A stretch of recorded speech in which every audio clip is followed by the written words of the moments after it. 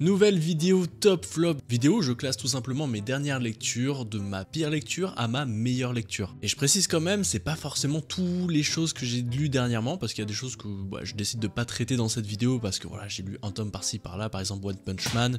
Oui, j'ai lu un tome, est-ce que j'ai envie forcément d'en parler? Pas spécialement, j'en parlerai peut-être dans un autre bilan, dans un autre top flop quand j'aurai lu plus de tomes. Voilà. Et on commence avec, pas forcément du manga, parce que c'est pas du tout du manga, c'est un service presse, The Last Ronin, Lost Years, qui est vraiment la suite de The Last Ronin, que j'ai lu assez récemment, que je pense, non, je l'ai lu l'année dernière. The Last Ronin, c'était assez chouette, parce que ça racontait un peu l'histoire de cette tortue, qui est la seule survivante des 4 tortues, donc il y a un peu cet aspect, ok, c'est quelle tortue qui a survécu, pourquoi les autres sont morts, enfin c'est vraiment un parti pris de ouf, de tuer 3 tortues, donc c'est un récit assez prenant. Pour The Lost Years, il y a vraiment ce côté plus introspectif de cette tortue, qu'on voit un peu plus comment elle évolue. Voilà, il y a tout un aspect, elle est très en solitaire dans un voyage en fait, pour pas trop spoiler. Et moi, ce qui m'a vraiment déçu, c'est vraiment la fin. C'est pour ça que je le mets dans le flop, c'est que tout le voyage est vraiment sympathique, mais la fin est totalement gâchée parce qu'on va te teaser un méchant qui est, voilà, c'est vraiment le méchant, c'est quelque chose de fou et tout. Et au final, quand on arrive à cette conclusion, déjà le méchant est pas du tout charismatique, la conclusion est pas folle. Et moi, vraiment, j'ai lu ça, je me suis dit, tout ça pour ça. C'est dommage parce que voilà, il y a des choses vraiment intéressantes, notamment cette tortue va être capturée à un moment, elle va être dans une arène et elle va devoir s'affronter entre monstres et humains, donc ça va être assez, voilà, c'est beaucoup de combats mais aussi beaucoup d'idéologie parce que elle va se faire des amis, notamment un ami humain, donc comment ça va se dégoupiller quand elle va devoir l'affronter. Il y a aussi cet aspect un peu plus intéressant au niveau de la nouvelle génération de tortues.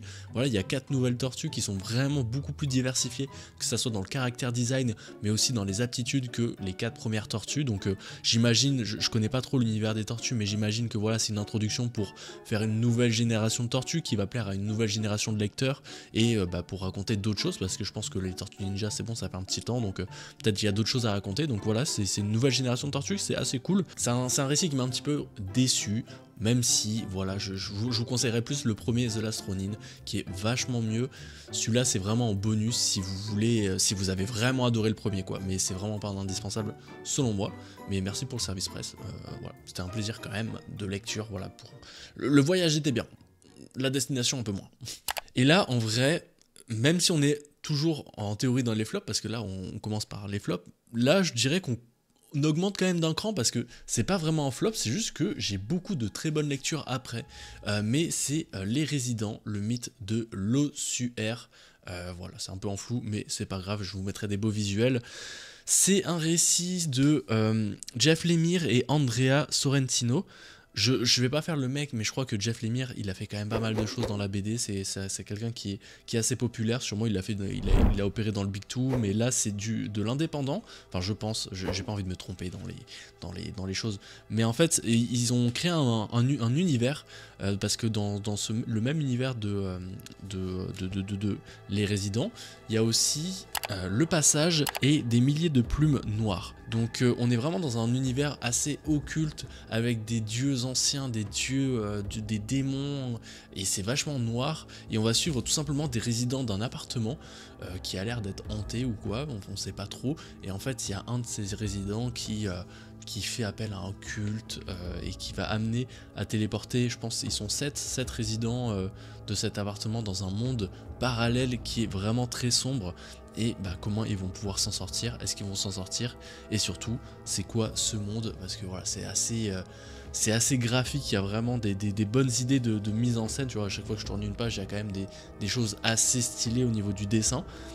Je dois dire cependant que c'est pas non plus un dessin qui me plaît énormément, surtout au niveau du visuel des personnages, parce qu'on dirait vraiment que c'est des photos prises et en fait voilà, on a ajouté un peu un filtre bande dessinée, c'est un peu l'impression que ça me donne, ça se trouve c'est totalement ça, donc c'est pour ça que je suis pas très fan du dessin, mais par contre au niveau de l'immersion, voilà, quand je lisais ça j'étais vraiment immergé dans l'horreur, graphiquement comme je t'ai dit, tu vois, il y a quand même des belles choses, mais c'est ça, ça m'a quand même donné envie de lire Le Passage et des milliers de je sais pas quoi là qui sont dans le même univers, parce que j'ai envie d'en découvrir un peu plus sur ces dieux démons qui sont assez charismatiques et qui ont l'air vraiment d'être une menace de fou. Donc non, vraiment très très bonne entrée dans cet univers. Merci Urban pour ce service presse aussi, parce que c'est un service presse. Puis voilà, rien de spécial à ajouter, mais vraiment voilà, tu vois, techniquement il y a plein de belles choses. Donc les résidents, le mythe de l'ossuaire, c'est à lire si voilà, tu as envie de lire un peu de choses occultes, tout ça. Je vais pas dire non plus que c'est un coup de cœur. J'ai conclu un manga qui était dans mes flops de l'année 2024, tout simplement Welcome Back Alice de Shuzo Oshimi. J'aime beaucoup Shuzo Oshimi avec Les Liens du Sang, mais parce que c'est le seul manga que j'ai lu de l'auteur, et donc Welcome Back Alice qui est sorti l'année dernière chez Pika et qui est déjà complet en 8 volumes, 9 volumes, je sais plus, mince. Je les ai lus en ligne, c'est pour ça que là j'ai le tome 1. Vraiment, j'avais vraiment pas aimé l'introduction, j'aime pas spécialement l'histoire globale. Par contre, au dernier tome, il y a un texte de l'auteur qui est très introspectif et qui raconte un peu pourquoi il a fait ce récit. Et en fait, je dois dire que rien que ça, ça m'a tout simplement... En fait, j'ai compris pourquoi l'auteur a fait ce manga, parce qu'au début je comprenais pas trop, mais en fait c'est un récit qui est très introspectif, où l'auteur met beaucoup de sa personne et raconte un peu à travers ce manga les difficultés de son adolescence pour trouver un peu son orientation sexuelle notamment, plein de choses comme ça, c'est tous ces questionnements. Donc quand tu sais tout ça, le récit prend un tout autre sens, parce que moi vraiment je pensais à une histoire vraiment à part, donc ça aurait été peut-être limite mieux, je sais pas en fait, si ça aurait été mieux de le mettre ce texte au début au tome 1, parce que ça permet mieux de comprendre, enfin je sais pas, vraiment, parce que moi vraiment à la lecture, je finissais le dernier tome, j'étais en mode ok ouais, je restais un peu sur ma faim, et je restais un peu sur ce que j'avais dit, que c'est très voilà, il y a des scènes très graphiques, j'ai pas l'impression d'être invité à voir ça, c'était un peu bizarre, mais maintenant en sachant que c'est vraiment très introspectif, ça prend un tout autre sens.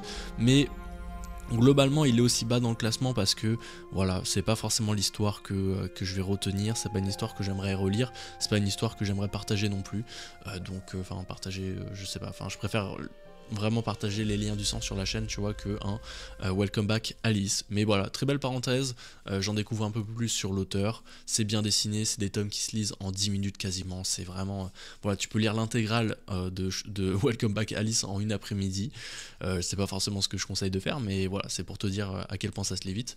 Donc voilà, une nouvelle licence, Smile, le tome 1, un service presse lui aussi, décidément il y a beaucoup de services presse, est-ce qu'il y en aura d'autres? Oui, il y en aura d'autres. Voilà, je suis un youtubeur vendu. Mais les services presse sont dans les flops. Eh oui.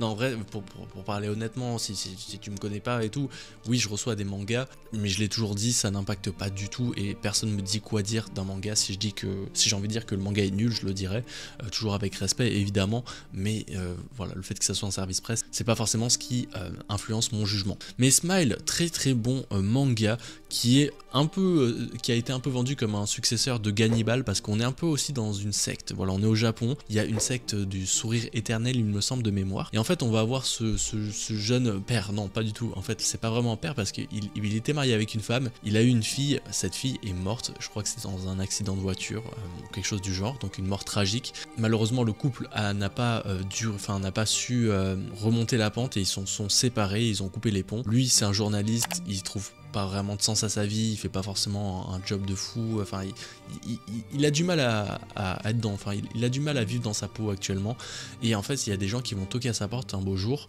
qui sont justement de cette secte, ils vont leur dire voilà, sourire éternel, blablabli, blablabla, est-ce que tu veux faire partie de cette secte? Ils vont être très chelous quand même, ces deux femmes, elles sont vraiment assez âgées, mais très très chelous avec leur sourire, et il va refuser, mais au moment de fermer la porte, elles incitent vraiment, voilà, jusqu'à bloquer avec leurs mains, elle va même se blesser, mais elle va sourire quand même, tu vois, donc c'est vraiment très très très chelou. Et sur la brochure qui vont tendre à notre personnage principal, il y aura le visage de son ex-femme qui est dessus, donc il va se dire oula, qu'est-ce qu'elle fait là, et il va décider d'enquêter dessus. Le problème c'est que plus il va enquêter sur cette secte, plus il va découvrir que c'est pas une secte aussi clean que ça. En parallèle de ça, il y a plein de meurtres qui se font au Japon, et il y a aussi des gens qui essayent de dire à notre journaliste qu'il devrait mieux enquêter sur autre chose. Donc ça a l'air d'être une secte très influente, Et voilà, au niveau du dessin, au niveau de l'ambiance, on est sur quelque chose quand même de très noir. Et je pense que c'est une série qui va vraiment nous plonger dans de l'horreur, de situation, et qui va, voilà, moi tout ce qui est secte, tout ça, c'est toujours quelque chose qui fascine. Puis là, on est vraiment dans quelque chose de très glauque, avec ses sourires, avec des vies sacrifiées vraiment pour on sait pas vraiment quoi, et voilà, toujours avec ces sectes qui profitent de la vulnérabilité des gens. Non, très intéressant, vraiment là on commence à rentrer dans du top. Jaune de Rours au dessin et de Run au scénario du label 619. Ça, c'est un manga que j'ai acheté. Normalement, il devait me l'envoyer, mais je crois qu'il y a eu un problème avec la poste. Je l'ai jamais reçu. Je me suis dit, bon, je vais l'acheter parce que je le voyais en rayon dans ma librairie. Et donc, c'est du label 619, édition Rue de Sèvres. Et bon, on est dans une histoire qui est complètement inspirée de tout ce qui est slasher. Donc voilà, avoir ce grand méchant qui tue plein de monde, que ça soit par vengeance ou par d'autres choses. Là, ça va être par vengeance. Et donc, on est vraiment dans quelque chose qui est très inspiré. C'est un hybride pour moi entre BD et manga, parce que sur le dessin, on est très manga, parce que tu vois, bon, c'est en noir et blanc, mais c'est quand même un dessin. Oula, j'allais montrer une page qu'il fallait pas trop. Pour ceux qui ont déjà lu, c'est une page en intro qui se passe dans une tente. Voilà, vous le savez. Mais on est sur vraiment un manga hybride, parce que le dessin est très original. C'est vraiment pas un dessin que tu vas lire souvent, que tu vas souvent voir. C'est très détaillé, le dessinateur, il fait un travail de fou au niveau des décors, des personnages. On est sur quelque chose de, il prend vraiment énormément de temps. Je crois que là il est en numérique sur ce tome, mais apparemment, de ce qu'il m'a dit, il va passer au traditionnel pour les autres tomes, donc ce sera en 3 tomes. Et donc voilà, on est vraiment sur une histoire de slasher assez classique, oui, parce qu'en plus elle va se passer au Canada. Je sais plus trop la région, je dois dire, pour ayant vécu, je vis au Canada, donc je connais un peu le sujet. On remarque pas forcément l'empreinte canadienne, à part tout ce qui est peut-être forêt, peut-être panneaux, tout ça, mais je dois dire que ça va pas forcément changer l'histoire, ça va pas forcément avoir un impact pour l'instant. On a même l'impression que ça peut être en Amérique, pour être honnête, mais sinon voilà, le trait de l'auteur est fou. Tu vois, au niveau du dessin, je préfère l'auteur au niveau de la couleur, donc c'est pour ça que peut-être après Jaune, s'il fait une bande dessinée, parce que ça pourrait être vraiment chouette, parce que vraiment au niveau de la couleur, je trouve ça rajoute vraiment quelque chose. Il y a vraiment une ambiance, et même son compte Insta, parce que je le suis, puis même j'ai eu l'occasion de discuter un petit peu avec lui, très sympathique. Je trouve que au niveau de la couleur, c'est vraiment fou. Donc moi je vous invite vraiment à le lire, parce que c'est assez atypique comme manga, et puis il y a une orientation très occidentale au niveau du récit, tout ça. Donc pour résumer l'histoire rapidement, c'est des jeunes qui sont dans un camp, qui font un camp d'été, quelque chose comme ça, qui sont vraiment dans la nature. Il y a une fille qui se fait un peu bolos par le groupe. Elle va voir quelque chose qu'il faut pas qu'elle voie, et ça va l'amener à se faire un peu bully, comment dire ça, se faire un petit peu taper par d'autres gens, et en fait ils vont tellement aller loin qu'elle va être plus que blessée. Et donc je t'invite à suivre qui c'est qui va se venger de qui. Mais non, histoire très cool, vraiment j'adore le format, j'adore l'écriture, le logo est super bien trouvé. Je sais pas, le manga a vraiment un aura, le nom est sympathique. Et puis Run au scénario, c'est celui qui fait Mutafukaz, qui chapeaute quand même pas mal le label 619.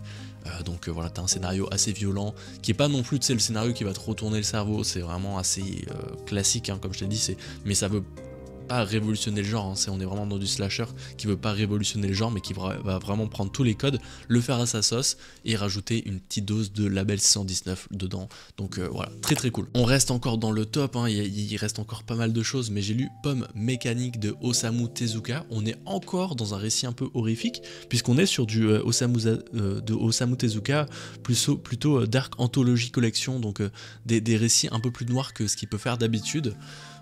Je dois dire que j'ai pas flippé en lisant le tome, mais on est sur des choses un peu plus graphiquement qui vont un peu plus loin, et même au niveau des situations, il y a des morts, tout ça. C'est un recueil, donc il y a plein d'histoires. Tu vois, il y a des histoires qui vont se passer dans une petite ville au Japon, comme une histoire qui peut se passer dans l'espace. Moi, il y a une histoire dans l'espace que j'ai beaucoup aimé, où c'est des gens qui reviennent d'un sommet de la paix dans l'espace, des humains qui reviennent d'un sommet de la paix, donc ils ont parlé à plein d'aliens, tout ça. Sur la route, ils croisent des aliens qui sont en manque d'eau. ils vont aller les voir et en fait l'humain étant l'humain, il va se passer plein de choses et c'est assez drôle. Donc à la Osamu Tezuka, il y a toujours une morale en fait, c'est un peu tout ce que j'ai l'air de remarquer, hein. Je suis assez récent, j'ai lu Demain les oiseaux et Dororo, puis maintenant Pomme mécanique. Et je dois dire que voilà, il y a toujours un peu cette morale qui arrive à la fin, c'est assez commun à tout ce que je lis de Osamu Tezuka. Donc c'est assez intéressant parce que en lisant, tu comprends un peu, voilà, il veut marquer des traits de personnalité qui sont assez hardcore. En le lisant, tu remarques voilà, les défauts des humains et il les met vraiment en avant et il les pousse à l'extrême pour en faire après une morale sur c'est pas bien d'être comme ça, tout ça. Et c'est assez noir, vraiment, on sent que c'est un récit d'époque sur plein de choses, notamment sur la femme. Je vois vraiment la place de la femme dans Pomme mécanique. Les femmes elles en bavent, c'est vraiment c'est assez dur pour elles. Donc non, très bonne découverte encore une fois de Osamu Tezuka. Ça fait 2 récits de suite où je lis du Osamu Tezuka et ça me donne envie d'en lire plus. Donc très cool d'avoir découvert du Osamu Tezuka en horrifique. Vraiment, s'il y a d'autres récits horrifiques de Osamu Tezuka qui sont vraiment bien, je vous invite à commenter et à m'aiguiller parce que c'est vraiment quelque chose que j'ai envie de découvrir. L'édition très cool, du cartonné avec un petit ruban, rien à dire. Je pense qu'elle coûte un peu cher, mais voilà, hein, la chaîne YouTube, elle marche plutôt bien, sans faire des milliers d'euros par mois, mais voilà, ça me permet aussi d'acheter quand même des petits mangas comme ça par-ci par-là, donc c'est très cool, vraiment bien aimé. Puis j'adore la référence à Dali, là, j'adore cette illustration, j'adore. C'est une fin de série pour Boko Stratège. Voilà, j'ai lu les 8 tomes, je les ai lus quasiment d'affilée, hein. J'ai lu du tome 3 au tome 8, voilà, d'une traite en une semaine quasiment. Comment dire, bon je l'ai présenté plusieurs fois, mais pour résumer très simplement, on a un, j'allais dire bouddhiste, mais c'est pas du tout ça, je crois que c'est un moïste, mince, il s'appelle Kiri, mais ah oui c'est ça, il est du clan Motse, donc un clan qui est normalement là pour protéger les populations pendant les guerres. Et donc une de ses premières actions, ça va être de défendre un sorte de château, une sorte de ville d'une armée, et de la défendre avec très peu de moyens, et il va y réussir grâce à ses talents, grâce à ses tactiques qu'il a étudiées dans le clan Motse. Et donc on va voir un peu ce valeureux chevalier qui est vraiment là pour faire du bien, enfin pour faire le bien dans la population, et on va le voir à plusieurs étapes de sa vie. Il va y avoir notamment des confrontations idéologiques avec son clan, où il y a un des membres du clan qui, je crois que c'est même le chef, qui est vraiment pas très clean et qui va faire des choses très sales. Il va notamment emprisonner Kiri parce que il a pas choisi de le suivre dans le mal, parce que Kiri lui c'est un valeureux guerrier et lui ce qui l'importe c'est garder les gens en vie, donc voilà, des fois il va refuser des ordres pour faire le bien, et donc on va avoir plein de confrontations par-ci par-là. Je dois dire, moi ce qui m'a un peu déçu c'est au niveau de la fin. Je trouve que la défense du château à la fin, elle est beaucoup moins intéressante que la première défense. C'est une défense qui va être très rapide aussi dans l'histoire. Puis je dois dire aussi le comportement de Kiri, il fait le bien tout ça, mais il n'hésite pas à claquer les femmes.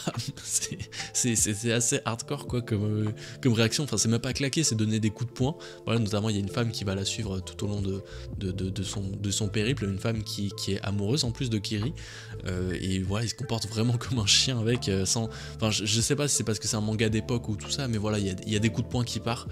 C'est pas forcément quelque chose que je suis en mode je suis content de lire ça, donc ça c'était un peu limite. Je pense que voilà, c'est un bouquin d'époque, même au niveau du dessin tu le vois, c'est un trait vraiment assez ancien.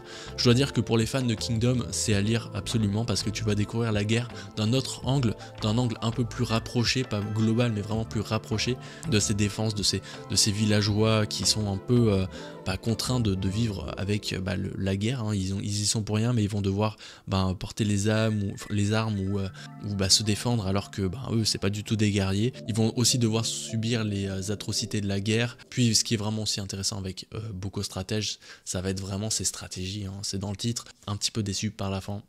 Je sais pas si je suis le seul, je pense pas être le seul, hein, parce que c'est assez flagrant que la fin est moins bien que le début. Pour moi. On rentre dans le top 3 et c'est une bande dessinée Superman. Je pensais pas vraiment mettre Superman en top 3 d'un top flop en commençant la série, mais Urban m'ont envoyé Superman les origines. Ils ont fait toute une série de Urban Nomad, donc voilà, ces éditions un peu plus petites qui sont moins chères, hein. Ce tome il coûte 13,90 €. Franchement, pour la lecture qu'il y a dedans, ça se lit en 3 heures. Je trouve que c'est vraiment honnête. Puis c'est tout simplement pour moi la meilleure porte d'entrée pour Superman. Alors je dis ça, mais c'est le premier Superman que j'ai lu, mais je dis ça parce que c'est vraiment une introduction du personnage dans son univers. On va avoir un peu toutes les facettes importantes de ce personnage en début, et puis même au niveau du dessin, on est sur du dessin beaucoup plus moderne, donc pour commencer c'est vachement plus... voilà, c'est beaucoup plus actuel. Tu connais l'histoire de Superman, hein, c'est vraiment voilà, cet alien qui va être tombé sur la Terre, qui va être recueilli par une famille de Texans. Non, je pense pas, je sais plus où c'est. Mince, ils le disent dans le récit, mais c'est quelque chose comme le Mississippi ou le Texas, je sais plus. Excusez-moi de la non-exactitude de ma présentation, mais il va aussi développer ses pouvoirs, et il va savoir que il n'est pas humain et qu'il vient d'une autre planète, et qu'il est le descendant d'autres personnages qu'il va voir sans forcément pouvoir décrypter qui sait exactement. On va voir aussi tout cette confrontation avec Lex Luthor, qui est le personnage, qui est l'antagoniste principal de Superman. Et moi, en me lançant dans ce récit, j'avais comme question en quoi Superman peut avoir des péripéties, parce que c'est Superman, il est trop fort, il entend tout, il est très rapide, il est très fort. Comment on peut le confronter, à part la kryptonite? Oui, la kryptonite, c'est cet objet évident qui rend Superman très malade et qui peut quasiment qui perd toute sa force. Oui, c'est bien beau, ça c'est du physique, mais j'ai vu qu'aussi dans ce récit il y a tout l'aspect idéologique de Superman qui va être attaqué, notamment son blason, son S, son fameux S, qui va être attaqué idéologiquement par Lex Luthor. Il va faire plein d'entourloupes pour tâcher l'image de Superman, ce qui va l'amener à douter, ce qui va l'amener à pourquoi je fais tout ça alors que tout le monde me déteste. Parce que nous on voit tout ce qui se passe, on est le lecteur, on voit tout ce qui se passe du côté de Lex Luthor, du côté de Superman, on voit tout ce que Superman fait, mais c'est vrai qu'au niveau des médias, les gens voient le strict minimum. Ils vont voir une photo, un titre, et selon l'orientation du média et selon qui est à la tête, ça peut changer. Donc l'image de Superman, elle est attaquée, et donc les gens, quand Superman commence à officier, commence à faire des actes héroïques, ils vont un peu le voir comme un mince, il est super fort, c'est une menace. Même la police, l'armée, tout ça va être contre Superman, parce que il le voit comme une menace. C'est quelqu'un qui est beaucoup trop fort pour un humain, donc il peut faire quasiment tout ce qu'il veut. S'il veut se retourner contre la Terre, ça va être une catastrophe. Donc non, trop cool, j'ai adoré. Je sais qu'il y a un format plus grand, voilà, pour ceux qui veulent découvrir, ils ont un peu plus de sous. Je pense qu'un format plus grand c'est un peu mieux, parce que même si là les bulles sont assez lisibles, ça reste quand même lisible. Je sais qu'il y a des Urban Nomades où j'arrive pas du tout à lire, j'arrive à lire, mais c'est pas très agréable. Là c'est agréable, ça va, c'est pas trop embêtant, mais je pense que j'aurais préféré le découvrir dans un plus grand format. Mais voilà, pour ceux qui s'en foutent un petit peu, c'est très très bien. Les Nomades, ils en ont sorti pas mal. J'ai reçu aussi Identité Secrète, où c'est une histoire de Superman qui... c'est une histoire d'un monde où on connaît qu'il y a les super-héros, mais que à travers des histoires, des films, un peu comme nous. Donc il y a Superman notamment. Et en fait, il y a Clark qui va développer des pouvoirs de Superman dans un monde où normalement il n'y a pas de pouvoir. J'ai aussi reçu La Mort de Superman, mais on m'a conseillé de pas forcément le lire dans les premiers, parce que c'est vraiment pour les lecteurs avancés. Donc vraiment, après la lecture de ce tome, je veux vraiment me lancer dans du Superman, parce que j'ai lu beaucoup de Batman, mais j'ai délaissé Superman. Mais si vous avez des conseils sur Superman, des choses qui sont incontournables, je suis preneur évidemment, parce que coup de cœur.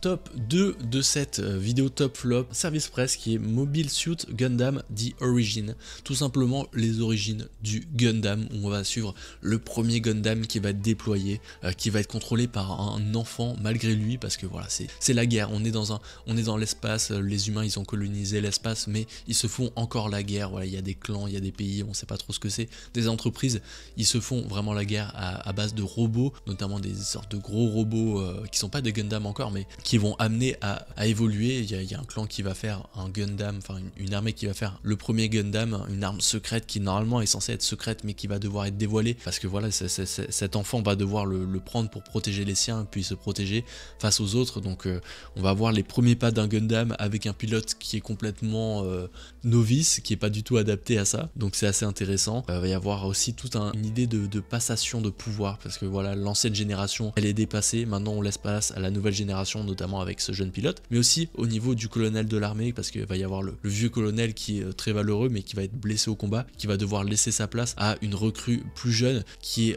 super talentueuse au niveau des examens, tout ça. Mais est-ce que cette recrue va pouvoir prendre le contrôle d'un vaisseau, va pouvoir commander alors qu'il l'a jamais fait? Donc ça aussi c'est intéressant. Puis globalement on est vraiment dans, je sais pas si c'est le bon terme, mais space opéra, donc on a voilà, c'est ces armées qui s'affrontent, ces idéologies différentes, ces coups de Trafalgar, ces coups de trahison et de confrontation dans l'espace. Graphiquement c'est vraiment intéressant, mais je dois dire que c'est assez dur à suivre au niveau des confrontations parce qu'il n'y a pas la couleur, donc des fois les robots on a du mal, même si le design du Gundam est quand même assez différent des autres, quand il y a des explosions dans l'espace, à s'imaginer les mouvements, j'ai pas trouvé ça très facile, donc c'est quelque chose où tu dois vraiment prendre le temps de décortiquer les mouvements, les gestes, parce que globalement c'est pas que c'est brouillon, mais faut être concentré. Oui, c'est une édition qui est quand même très chère, hein. Je sais plus, je pense qu'on est à 33$ le tome, ou 33€, je sais pas, j'afficherai le prix en tout cas.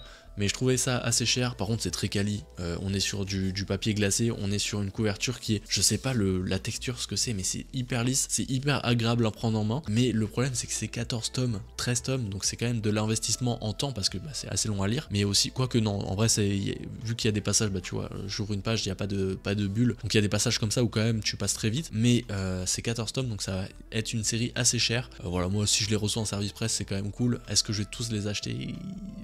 Je pense que oui, parce que même sur la fin on te laisse sur une suite qui a l'air quand même très cool, avec un nouveau personnage, puis même découvrir ces Gundam, tout ça, cet univers, c'est quand même, c'est une icône japonaise, hein, quand même, je pense, hein, c'est quand même quelque chose les Gundam, donc voilà, en plus là on est vraiment sur les origines, puisque voilà, on suit le premier Gundam, que jusqu'à où ça va nous mener. C'est dommage que ça soit un peu cher, peut-être j'aurais préféré une édition souple pour baisser un peu le prix, parce que 14 tomes ça fait quand même beaucoup, et puis si en plus c'est des tomes qui coûtent cher, c'est dommage. Bon, j'ai eu de la chance, je l'ai pas acheté, mais je vais devoir probablement acheter la suite, parce que la plupart des maisons d'édition ne t'envoient pas spécialement la suite, hein. C'est le cas de notamment Mangetsu, hein, avec Land. J'ai lu tout l'intégral de Land en 11 tomes, 9 tomes, 12 tomes, 11 tomes je pense, 12 tomes, je sais plus, mais j'ai lu l'intégrale que j'ai acheté en numérique, voilà, parce qu'on m'a pas envoyé le tome 1, tome 2, mais Mangetsu a une politique au niveau des services presse de ne pas remplir les mangathèques des influenceurs, que je trouve un peu bête, parce que personnellement les mangas que les gens ont plus achetés suite à mes conseils, c'est des mangas que j'ai parlé plusieurs fois. Kingdom, Gannibal par exemple, c'est des mangas où j'ai parlé dans des tops, c'est des mangas que j'ai fait des briefs de lecture par-ci par-là. En parler plusieurs fois, ça rentre dans la tête des gens, l'idée rentre un peu plus, et moi aussi ça me permet de découvrir une histoire en entier, de faire un débrief comme là je vais faire sur Land qui est le top 1 de cette vidéo. Donc voilà, Mangetsu c'est bien beau d'envoyer même Mangetsu et même les autres, hein. Il y a beaucoup de maisons, Kiun aussi m'envoie par exemple, Pika aussi, des fois de temps en temps, c'est rare, mais il m'envoie un tome et après débrouille-toi avec la suite. je trouve ça dommage. Moi je persiste à dire que c'est mieux de parler d'un manga régulièrement plutôt qu'une fois, et puis Land, voilà, je l'ai présenté dans une vidéo top de l'année 2024, je l'ai présenté au début, puis là je vais vous faire un débrief sur Land. Qu'est-ce que j'en ai pensé de cette histoire au complet? Une histoire qui est, je vais pas vous la résumer les gars, je l'ai résumé il y a pas si longtemps dans une vidéo top là, donc allez voir, mais c'est une histoire assez très originale, c'est pas quelque chose qu'on a l'habitude de lire, avec ce monde plongé dans la période Edo. C'est un monde assez atypique avec des lois bizarres, genre les jumeaux ont pas le droit d'exister, faut en tuer un à la naissance, il y a des kami, des sortes de géants, enfin des sortes d'identités géantes qui quadrillent le village et tu peux pas en sortir. Il y a plein de lois comme ça, des pauvres, des riches, des gouverneurs, des paysans, plein de codes comme ça, mais en fait on va s'apercevoir que c'est un monde qui cache bien des secrets et qui est aussi gouverné par plus que ce qu'on pense. Un récit très complexe, vraiment, avec plein d'histoires, plein de rebondissements, plein de sous-histoires qui vont tous se réunir sur une conclusion qui est assez sympathique. C'est une histoire qui est assez simple à suivre en plus, et puis comme je te l'ai dit, très originale, parce que j'ai pas lu quelque chose comme Land en tout cas, je pense pas. Donc moi c'était un très gros coup de cœur. Là où j'ai moins aimé Land, c'est au niveau de du dessin. Je dois dire que le dessin est vraiment pas bon. Je dirais de quasiment tous les livres que j'ai représentés aujourd'hui, c'est le dessin qui est le moins bien fait, je trouve. C'est très personnel. Mais graphiquement, il y a des bonnes idées au niveau des chara-design, tout ça, mais c'est vraiment au niveau de l'exécution. On est sur quelque chose d'assez basique, assez plat, même si c'est un dessin qui arrive quand même à communiquer des émotions, et on s'attache énormément aux personnages. Et comme je t'ai dit, ça va être ça Land, ça va être plein d'histoires qui vont être un peu séparées, mais qui sont toujours sur le même thème, et à la fin tout va se rejoindre, et c'est comme un puzzle, on met pièce par pièce et tout s'emboîte parfaitement. C'est là où en fait moi j'avais un peu peur, je me suis dit mais ça part dans tous les sens, il y a plein d'histoires, on découvre des nouveaux personnages même au tome 8, 7, qu'est-ce qu'ils font là, comment ils vont avoir une influence sur la suite, c'est un peu bizarre, mais au final tout s'emboîte très bien sur la fin. C'est pour moi une fin super bien réussie, avec un manga qui, parmi tout ce qui est sorti dernièrement, qui arrive à très bien conclure, qui arrive à très bien, qui arrive à immerger le lecteur dans cet univers qui est assez original. C'est un manga très cohérent qui se tient au niveau de l'histoire. C'est vraiment chouette par rapport à tous les mangas qu'on peut avoir là, où des fois t'as des fins qui se tiennent pas. Très très bon récit. Land, je le conseille parfaitement. Là, tous les tomes sont sortis, vous avez aucune excuse, c'est disponible en numérique ou en librairie ou ailleurs. Donc vraiment, vous n'avez pas d'excuse pour vous lancer sur Land, que j'ai vachement aimé. Merci Mangetsu pour le service presse au début. Après, même si j'ai dû payer les autres, tant pis. Mais non, Land, très très cool. Vous pouvez vous y lancer. Toi, n'hésite pas à mettre tes dernières tops et flops au niveau des lectures. Qu'est-ce qui t'a vachement marqué? Qu'est-ce qui t'a un peu déçu? Je serais curieux de vous lire. À chaque fois, vous avez des recos et moi, ça m'oriente aussi pour des prochaines lectures. Donc, merci de le faire, de commenter, de partager cette vidéo aussi, et aussi de s'abonner si ce n'est pas déjà fait. C'était un viewer, on se retrouve bientôt pour une nouvelle vidéo. Bye.